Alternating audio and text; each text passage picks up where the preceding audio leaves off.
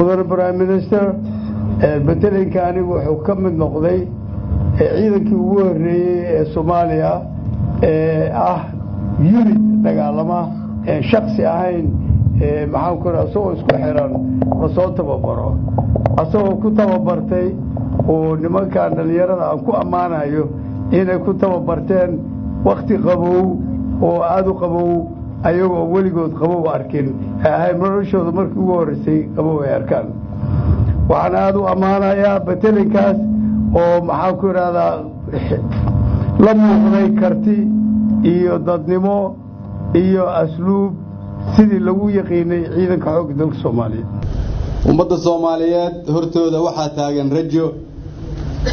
cadawga Soomaaliyeed oo argagixisada ahna hortooda waxa ka muuqda maanta hoog maanta waxa muuqda iftiin u muuqda ummadda Soomaaliyeed ku ummadda Soomaaliyeed gumaadi jirayna waxa hortooda ka muuqda mugdi waxyaalkan aad ku soo bandhigteen iyo sida aad ugu muuqataan qayb ka mid ah taariikhdii aan soo dhaafnay qof walba rajo xumo qabtay waxaan leeyahay maantay qalbigaadu ha balaarto haddii qof Soomaaliya uu shaki ugu jiray in dawladda Soomaaliyeed